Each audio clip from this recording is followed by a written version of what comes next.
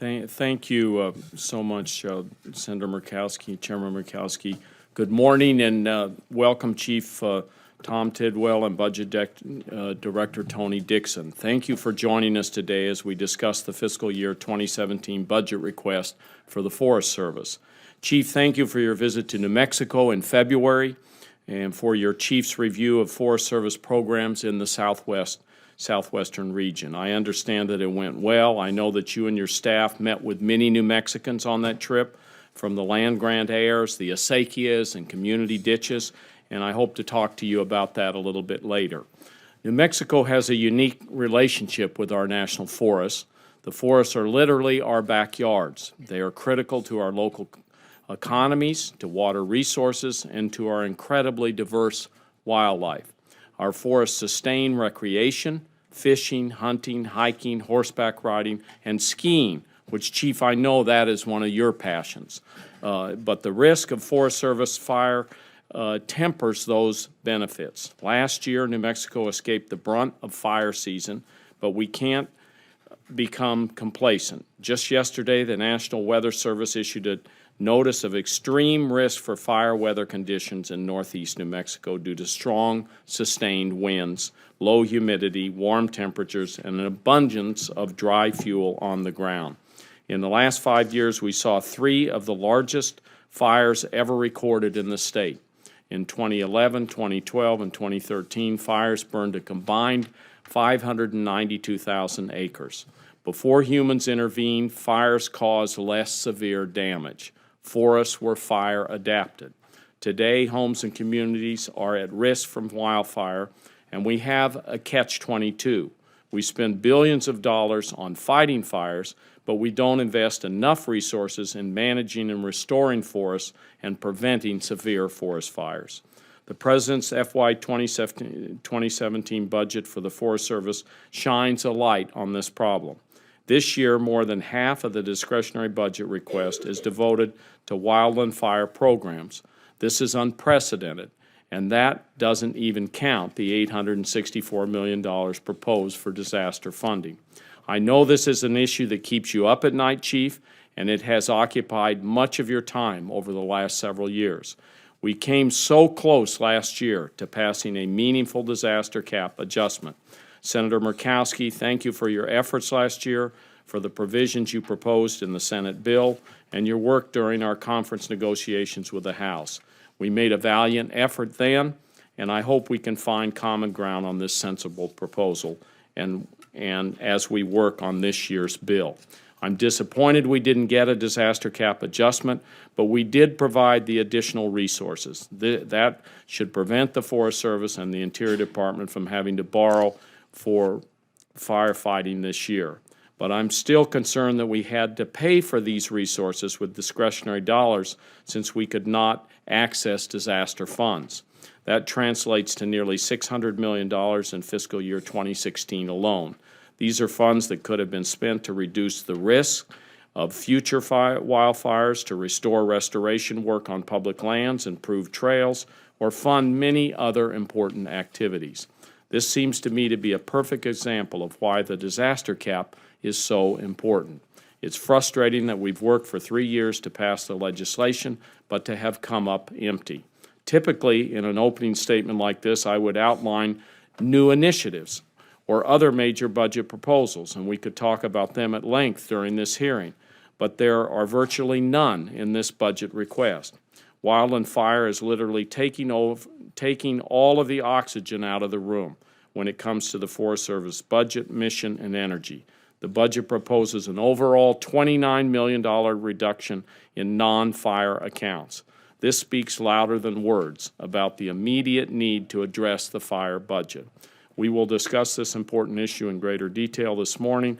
Thank you, Chief, for joining us this morning, and look forward to hearing the testimony of both of you. Thank you. Thank you, Madam Chair. Chief Tidwell would like to focus on the fire borrowing a little bit. I understand that your agency's most recent forecast predicts a less active fire season this year. That means that the agency is expected to spend between $885 million and $1.7 billion on firefighting activities, with a medium forecast of $1.28 billion. As you know, the subcommittee provided $1.62 billion to fight fires this year, so unless the fire season really outpaces your predictions, you should have sufficient funding to cover your firefighting needs, and you should be able to do that without borrowing from other programs.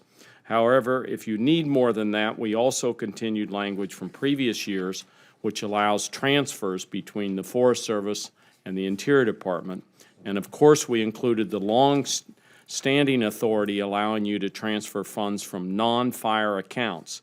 That allows you to keep fighting a fire if appropriated funds run out. This did occur during the 2015 fire season, and Congress repaid the $700 million in emergency funding. We did that almost immediately so that you could repay your non-fire accounts. Secretary Vilsack has been very public in his disappointment about failing to pass the disaster cap adjustment. He has stated for the record that he will not authorize transfers for fire suppression. He said that most recently at the Agriculture Appropriations hearing last month. That essentially bars the normal practice of fire borrowing, as you know. As I said in my opening statement, I share the Secretary's frustration that we don't have a cap adjustment in law yet, and I hope this is the year that we'll be able to enact a fix for the firefighting budget. But until that happens, we must be clear. We expect the Forest Service to use all of its existing legal authorities to fight catastrophic wildfires. Chief Tidwell, can you assure us that when the time comes, the agency will use all available tools to protect the public and our natural resources from wildfires? Senator, we will continue to carry out our responsibilities on the ground to be able to suppress the fires and protect the communities, no matter what's with the budget. You know, I share the Secretary's urgency, and as I shared with the Chair earlier, the longer this issue goes on, the less and less discretion you have to be able to solve it, to make a difference, for us to be proactive. I appreciate the Chair understanding the significance of this, and that we definitely do need to get it right. And if but that being said, you know, there's some urgency, and so we will continue to work with the committee. And I'm optimistic that so far with the projections that we should be okay with the level of the additional funding you provided. But as the season progresses, we definitely will have ongoing discussions to be informing the committee about where we are with the rate of expenditures, so that hopefully we can, you know, avoid that situation of running out of money, you know, for fire suppression this year. Thank you, Chief, for that answer. One of the Forest Service most important and visible firefighting assets is the air tanker fleet. And over the last several years, both you and the Congress have worked to expand and upgrade your air tanker fleet to address the growing threat of wildfires. The members of this subcommittee have been very vocal about this for years. As you know, I understand that the agency will field the largest air tanker fleet in 15 years this season. This is a good step forward, but more work must be done to ensure a modern and efficient fleet. You now have a significant fleet of contracted aircraft, but I'd like to discuss two opportunities that Congress has given you to acquire government-owned aircraft. In the fiscal year 2014 Defense Authorization Bill, this authorized a transfer of 7 C-130H aircraft from the Coast Guard to the Forest Service. Chief Tidwell, do you have an update for us on the schedule for the transfer of the Coast Guard C-130H aircraft? Are there any funds in the fiscal year 2017 budget associated with the delivery of the C-130Hs? The status is we used one of the planes last year that had a MAFS unit put on board. That plane goes back to have an internal retardant tank installed on it. So this coming year we'll have one of the C-130Hs. In 17 we'll have one more, And then in 18, we'll have 4, and by FY19, we'll have all 7 of those with the installed internal tank. The reason the planes are still being retrofitted, they were getting those new wing boxes put on them so that they're ready. And as the Air Force, who supervises the contract, as these planes get the new wing boxes on them, we're putting a MAFS tank in and be able to fly them, and then as they're putting in the internal tanks. So over the next few years, we'll have the full fleet on, but it won't be until FY19 that we have all 7 of them. Thank you. Thank you, Chief. Thank you, Madam Chair. Thank you, Madam Chair. Chief, I was looking at your chart you had here, and one way of reading this chart is that since 1998, you have had a reduction of total employees of 3,000. You've had a reduction of 9,000 non-fire employees and an increase of 6,000 fire employees. Does that sound right? Yes. And was there some place that we took away a lot of that work from you so that you were able to shuffle that around? Or is it fair to just say that, I'm not asking for an answer here, is it fair to say that the employees you have left working in this non-fire area are doing a lot of additional work for people that aren't there from 1998 until 2015? Senator, we've made significant improvements in our processes to be more efficient and more effective. But that being said, there's definitely, parts of our mission where the public's very frustrated because it takes us so long to be able to respond to them. So there's definitely been consequences. And our efficiencies will only take us so far. And I really do feel that we've kind of topped out. Yeah, and so I applaud all the hardworking Forest Service employees that are doing such good work out there.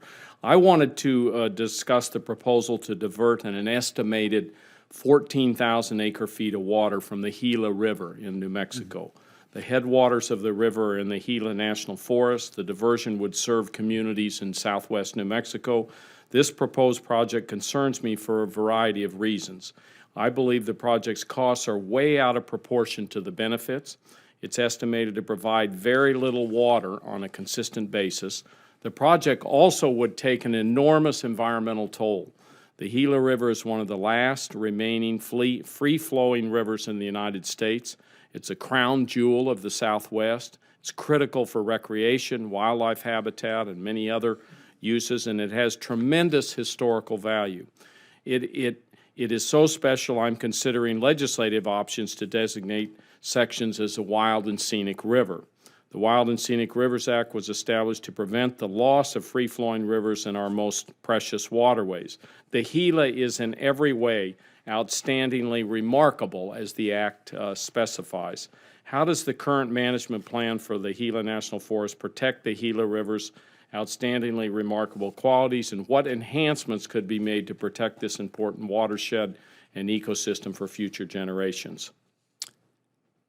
Senator, I'll have to get back to you as to the specifics of the forest plan there on the Gila. But generally in our forest plans, they, especially as you mentioned the significance of this river, that there will be standards and guides in there to be able to maintain the characteristics of that river and provide for those flows. The project you're referring to is one that, as I understand, we haven't seen a formal proposal yet. We're having discussions with the Bureau of Reclamation on it, and definitely would share some of the concerns that you've mentioned, but at the same time would want to work with the Bureau of Reclamation. But there's just no question the beauty, the benefits of that free-flowing river that comes off the Gila provides an incredible recreation resource for the folks that not only live there, but people that come from all over the country to see that place. Yeah, well, thank you for that. And as you know, the two water management agencies, the Bureau of Reclamation and the New Mexico Interstate Stream Commission, are co-leading the environmental review process.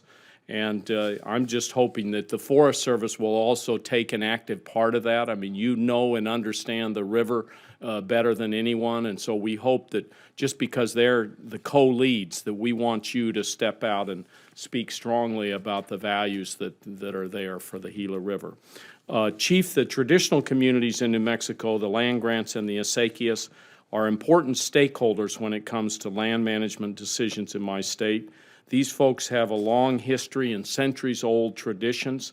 They're deeply tied to the land. The FY16 Senate Appropriations Report strongly encourages the land management agencies to incorporate these communities in land management planning, in the land management planning process.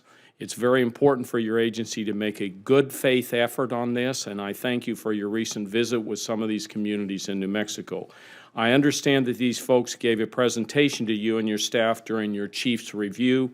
I'd really like to see the Forest Service build on these positive efforts. Congressman Ben Ray Lujan is working with the land grants on legislation over in the House that will help facilitate the progress that has been made thus far, and I intend to join his efforts by introducing a bill in the Senate sometime in the future. Can I get your commitment to continue working with me to ensure that these traditional communities in New Mexico have a seat at the table when it comes to land management decisions, and get your valued input on this legislation when the time comes? You know, Senator, we look forward to working with you on that. And, you know, our forest, I know like on the Cibola, they've just recently granted cooperative status to land grant heirs there, which is our authority to be able to allow them to be an active participant throughout the planning, not unlike what we provide to a county. So I think this is one step forward where we can do a better job to be able to make sure that we understand their needs, their traditional uses of the land, to be able to factor that into our planning efforts. Thank you, Chief. Madam Chair, I have a couple of more questions here, quick ones. Shall I go ahead, or do we want to do another round? You want to do another round? Sure, let's go ahead and do another round. Okay. That'd be great. Thank you, Madam Chair. Chief, in recent years, we've had a couple of sawmills close in my state. One was the Mescalero Forest Products sawmill. This was a tribally owned enterprise. It was responsible for hundreds of jobs in southern New Mexico. This sawmill used to conduct hazardous fuels reduction projects in smaller sized trees, but it was forced to close due to a number of factors. And I want to work with you to reopen this mill and others like it in New Mexico. In recent weeks, we've seen a number of fires on Mescalero lands and in the nearby community of Ruidoso.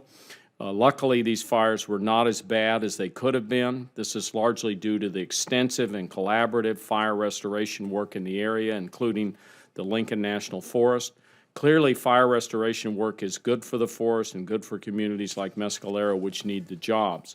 Will you work with us on a long-term Forest Service, long-term Forest Service contracts and the necessary environmental analyses on a large scale to provide for more long-term predictability in the market for small sawmills in my state of New Mexico? Senator, yes. What you're describing is just the need for us to have more of these long-term stewardship contracts where there is some certainty about the amount of biomass, amount of saw timber that's going to be available for, say, over 10 years. And then in addition to that, we are working with the tribe to be able to do the analysis to be able to look at what it'll take for the investment that's necessary to be put into that mill so it can be reopened. Thank you, Chief. Chief, Senator Heinrich and I have recently learned some troubling information regarding Forest Service hiring practices. It's my understanding that a job fair was recently held in Phoenix, Arizona, for 16 Forest Service positions in New Mexico. And apparently, the only way for New Mexicans to apply for these positions was in person. So New Mexicans would have to travel from New Mexico over to Arizona. This puts New Mexicans at a severe disadvantage, obviously. These are jobs in New Mexico, and they're opening up over there in Arizona where you have to travel to do that. But the hiring was done only in Arizona. Similar job fairs were held in New Mexico last year for positions in Arizona, and this obviously put folks in Arizona at a disadvantage. How can the Forest Service change its practices so that more New Mexicans can be considered for those positions if they are unable to make a trip to Arizona? Have you all looked at various things that could be done there, short of somebody having to travel in person over to another state? Yes, we do job fairs where we interview folks on site, but they're supposed to be able to have anyone that wants to send in their application, and it's also being considered. The job fairs that I've personally participated in, at those we've been able to interview applicants that are there. We also interview applicants that just sent their application in and either do a phone interview or follow up with them. You know, that's the better approach. As we explore different ways to be able to do our outreach, to be able to, ensure that we're going after, the future generation for the Forest Service, we're going to have to do a better job to coordinate these job fairs and do it in a way so that everyone can apply. Whether you're in that location or you happen to be in town that day, we need to make sure that folks have an opportunity so we can look at the full candidate pool. So it's an area that we need to be doing a better job, and as we've gained some experience on this, we are improving our process. Great, thank you very much. My understanding on the two that I described is that they were actually unable to apply and to participate unless they traveled in person, and that was true in the Arizona one for New Mexico people, and then in the New Mexico one for Arizona people. And I'm glad to hear that you're trying to adjust your processes, because we have many good folks that have lived close to the land and near the national forest that really want to do these jobs, and we look forward to having those positions be available to them in a number of different ways. Thank you, Chief. Thank you, Madam Chair.